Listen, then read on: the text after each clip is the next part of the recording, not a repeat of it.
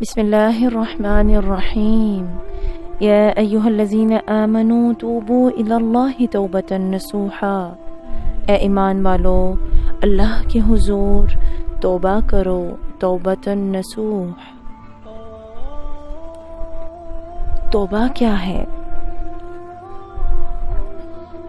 گناہ کو چھوڑ دینا، نادم پریشان ہونا، متوجہ ہونا، رجوع کرنا کہ ایک شخص غلط راستے پر جا رہا ہو، بیچ راستے کے اسے معلوم ہو کہ میں غلط جا رہا ہوں، تو وہ یو ٹرن لے کر رجوع کرے گا، واپس آئے گا، لوٹ کر آئے گا۔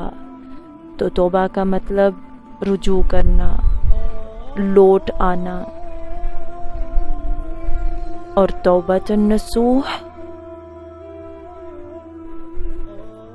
حضرت معاذ رضی اللہ تعالی عنہ نے رسول اللہ صلی اللہ علیہ وآلہ وسلم سے پوچھا کہ یا رسول اللہ صلی اللہ علیہ وآلہ وسلم، توبۃ النصوح کیا ہے؟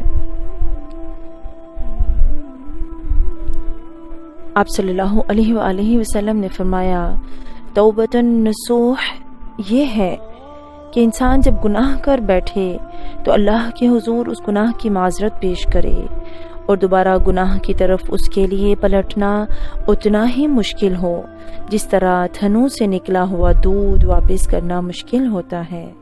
اگر کسی شخص کی یہ کیفیت ہو جائے تو وہ توبۃ النصوح کے مقام پر ہے۔ حضرت علی رضی اللہ تعالی عنہ نے فرمایا، سچوں والی توبہ کر، جھوٹوں والی توبہ نہ کرو۔ عرض کی گئی کہ جھوٹوں والی توبہ کیا ہے؟ فرمایا، زبان سے استغفار پڑھنا لیکن استغفار دل میں نہ اترے۔ ایک حدیث کے الفاظ ہیں، التائب من الذنب کمن لا ذنب له والمستغفر من الذنب وهو مقیم علیہ کالمستہزئ بربہم۔ گناہ سے توبہ کرنے والا ایسا ہے کہ جس طرح اس نے گناہ کیا ہوا ہی نہیں، اور استغفار کرنے والا اور گناہ کے اوپر وہ جمع ہوا ہے لیکن گناہ چھوڑتا ہی نہیں اور استغفار کیے جا رہا ہے۔ فرمایا وہ ایسا ہے جس طرح وہ اپنے رب سے مذاق کر رہا ہے۔ فرمایا توبہ کی حقیقت یہ ہے کہ انسان عزم مصمم کرے کہ میں نے دوبارہ یہ گناہ نہیں کرنا۔ آپ رضی اللہ تعالی عنہ سے پوچھا گیا کہ سچی توبہ کیسے کی جائے؟ تو حضرت علی رضی اللہ تعالی عنہ نے فرمایا کہ سچی توبہ کی 6 شرائط ہیں۔ پہلی شرط، گناہ پر ندامت اختیار کی جائے، جو سابق گناہ کیے اس پر شرمندگی ہو۔ ایک روایت میں آتا ہے، حقیقت التوبۃ الندم، توبہ کی حقیقت شرمندگی ہی ہے۔ جب بندہ شرمندہ ہو جائے تو یہ توبہ کا روپ ہے، اسی کا انداز ہے۔ تو پہلی چیز، سابقہ گناہوں پر توبہ کر۔ دوسری بات، جو فرائض رہ گئے ہیں ان کی قضا کر۔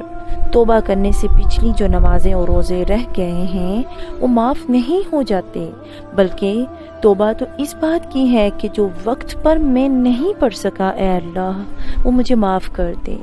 آئندہ میں وعدہ کرتا ہوں کہ جو میرے ذمے قرض ہے میں اسے ادا کروں گا، اور نمازیں، روزے اور دیگر فرائض ادا کروں گا۔ تیسری شرط، کسی کا قرض دینا ہو تو اس کو ادا کرے۔ چوتھی شرط، کسی کے ساتھ جھگڑا کیا ہو اس سے معذرت کرنا۔ پانچویں شرط، جس طرح توبہ سے قبل گناہ کر کر کے اپنے نفس کو موٹا کیا، قوی کیا، طاقتور بنایا، تو اب توبہ کا حق یہ ہے کہ ایسے ہی تو اپنے رب کی عبادت کر، اطاعت کر، اور اس قدر کر کہ تو نفس کو کمزور کر دے۔ چھٹی شرط یہ ہے کہ آئندہ گناہ نہ کرنے کا عزم مصمم کر لے۔ فرمایا اگر یہ 6 شرطیں تمہاری توبہ کے اندر موجود ہیں تو پھر تو سچا توبہ کرنے والا ہے، ورنہ تو زبان سے استغفار پڑھنے والا ہے اور تیری توبہ سچی نہیں ہے۔ تو ہمیں دیکھنا ہے کہ کیا ہم ان لوگوں میں شامل تو نہیں کہ صرف ہم گناہ کرتے ہیں، دیکھتے ہیں، استغفار کرتے ہیں، جانتے ہیں کہ یہ گناہ ہے اور استغفار کیا، لیکن پھر وہ گناہ کیے جا رہے ہیں، تو سچی توبہ کیا ہے کہ ان شرائط کے ساتھ اللہ کی بارگاہ میں رجوع کیا جائے، اللہ کی بارگاہ میں ہاتھ اٹھائے جائیں۔ یہ شرائط موجود ہیں تو اب ہاتھ اٹھائے جائیں، ندامت، شرمندگی، عاجزی اور انکساری کے ساتھ اللہ کی بارگاہ میں دعا کی جائے کہ مولا کریم، میں اعتراف کرتا ہوں مجھ سے یہ گناہ ہوئے، یہ غلطیاں ہوئی، مجھے معاف کر دے۔